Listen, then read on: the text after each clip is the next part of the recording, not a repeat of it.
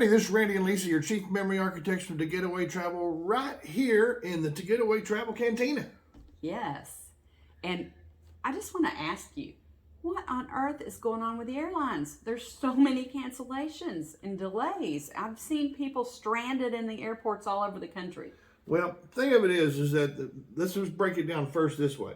You kind of got two different kinds of airlines in the USA, which would be your Deltas, your American Airlines, your United, Alaska Air. They all operate on one type of system, which is called a hub and spoke. What's that mean? Well, hang on. Okay. Then you got Southwest Airlines and some of the other low-cost carriers like Frontier, Southwest, Spirit. They operate on a completely different platform, and it's a point-to-point.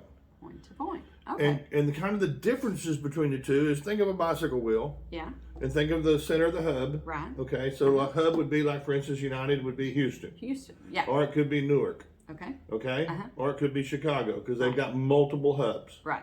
All right, so you got a hub, and then you've got spokes that go off of that hub. And what it is they use that hub, they feed in from these different places, and they go out to those different places. Okay, so that would be the reason why from some airports you would always have a stop when you're going to Cancun, but like we fly out of Houston, IAH, and we don't have a stop. Because we're at the hub. We're at the hub. We're at the hub. So somebody, in other words, coming from Dallas, flying on United, which you probably wouldn't do, but they're going to come through Houston and then go to Cancun. Okay, got it. So that's a hub and spoke. That's a hub and spoke. Now, like for instance, Southwest method of operation is point to point. Point to point. So what that means with Southwest is they have fewer non-stop flights, okay? Because let's say they start in Baltimore. Yes. And it may go Baltimore, Houston, Houston, Hobby, and then Hobby, Cancun. And it may be the same plane, okay? Right. Or they may have a plane change because that plane may be going from Houston to, say, Albuquerque, New Mexico. Okay. So it's a point to point to point. To point. Okay. Whereas with the hub and spoke, you've got coming in here, coming in here, coming in here, coming in here, all to meet this one flight that's going to go here. Okay. Okay? Okay, So, I understand. So now that's kind of how they operate. Right. Now, to answer your question about what in the heck is going on, let's just back up and let's start kind of where this began. And it all began when the scamdemic hit. Okay. All right.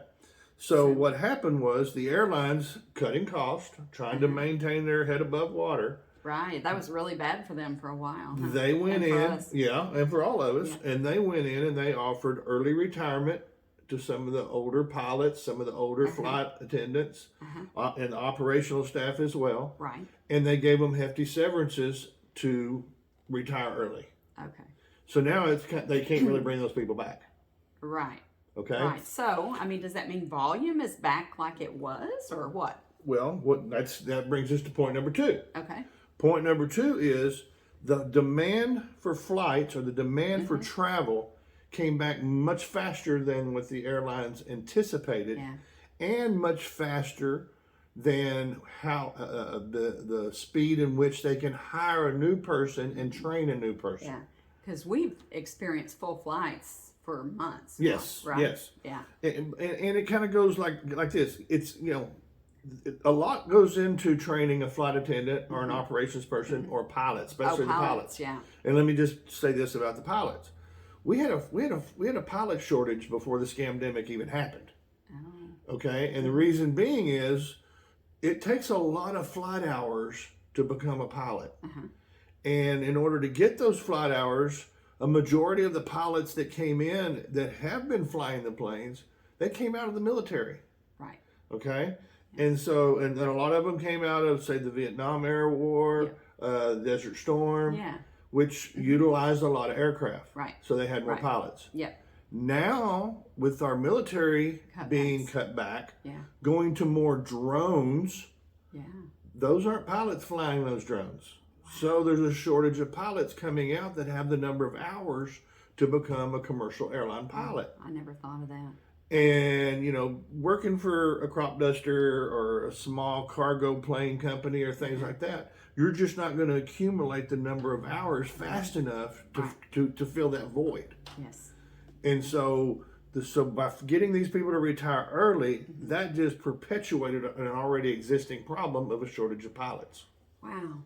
Okay. Okay. Right. So now they got to get people trained, and they can't get them on fast enough.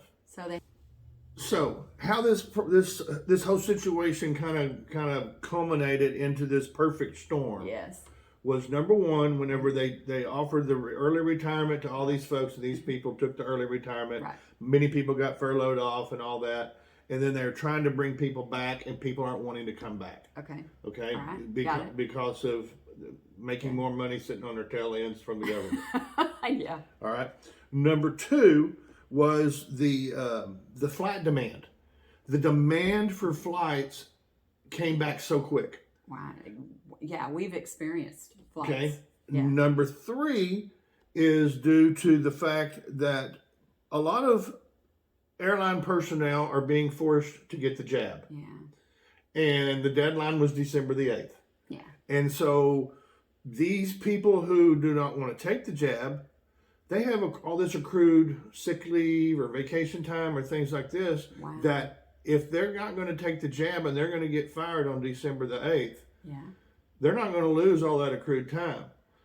Okay, so when in the fake news media world, whenever they come out and they say, "Oh no, it wasn't due to a sick out or a sick out," no, it's not really a sick out. But these people are taking this accrued time that is due to them because they don't want to lose that time or that money that they could have got before they get fired because of our administration's mandated jab. Right.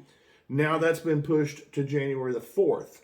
Okay. So all it's going to do, and what the airlines are doing to try to combat this, is because they can't get people hired fast enough, they're offering time and a half, double time, and triple time to staff to work more hours. Yes. Now that might work with flight attendants and operational staff, but airline pilots are regulated that they only allowed to be on the clock so many hours with having an X number of hours of rest. Okay. Right. And so they can't offer them that extra because they can't work more hours. Oh. And so it's... Well, but besides, people are really, they're putting their foot down in this. A lot of them probably aren't even going to take that overtime because, they're proving a point. Well, basically, how are you going to operate if you try to require that all your employees get the vaccine and half of them... jab. Yeah, the jab. It's not really a vaccine. And half of them don't want to, and they're not going to do it. They're protecting their own rights. Correct. Then what are you going to do? So they're going to go out of business. The answer to that is time will tell. Yeah. Because we won't know until Thanksgiving gets here. Yeah. And we will see what happens as far as flights go. Yeah. Now, what they'll probably do to combat that is they'll cut down the number of routes they're running to make sure that they've got additional staff. Yeah. But what that's going to do is that's going to have more cancellations. Right. More flight reschedules, which turns around and just wreaks holy havoc in the whole travel industry, starting with the consumer and needing to get from point A to point B on a certain time. Right. Meaning that now there's more hold times on the phones to get your flight changed or rescheduled, or maybe that you don't like what they changed your flight to if they rescheduled you. And so what's best to do is hopefully you booked your flights through an experienced travel advisor. Right. And if you did, we have tools. You want to contact you contact your travel advisor because they've got special tools that they can use to get things done without having to be on hold and all that. Right.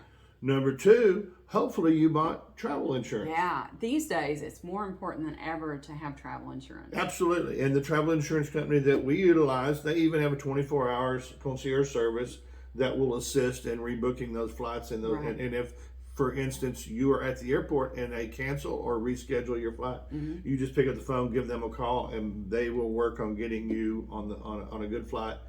But another thing you need to know is you need to stand up for your rights. Yes, absolutely. Because this is not, if it's a weather delay or what they call an act of God, then the airlines have protection. Right. If it's not that act of God, well, then the airlines need to be protecting the consumers. The consumer, so you need to get your money back. You either need to get your money back, or flight. you need to make sure that they protect you. If they can't get you there on their own planes, they need to protect you on another carrier. Right. And that issue needs to be pushed. So is this happening in domestically and internationally? More domestically, more internationally, or all the above? All the above. All the above.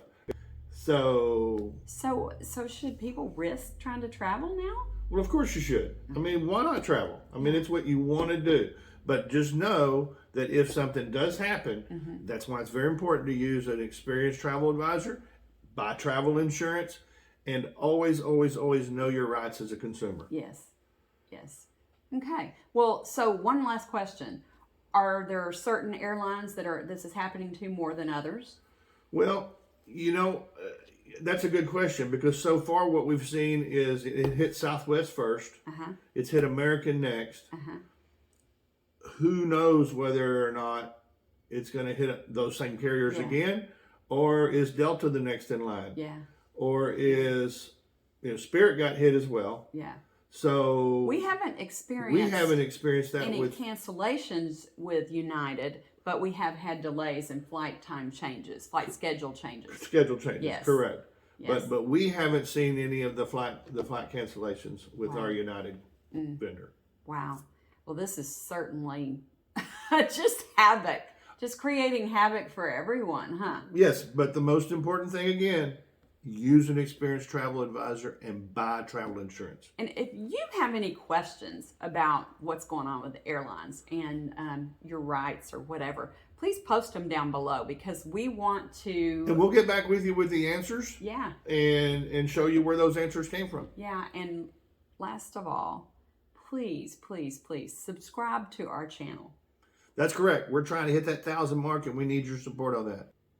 Yeah, so after you punch that subscribe button down here below, then what you need to do is you need to let us design your next getaway.